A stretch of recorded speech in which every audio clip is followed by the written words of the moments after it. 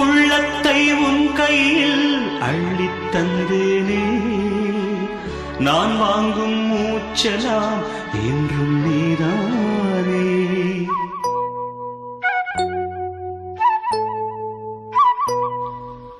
ஆத்தோரம் கொஞ்சிடும் தென்னஞ்சிட்டுத்தான், அங்கே வா பேசலாம் அச்சம் விட்டு.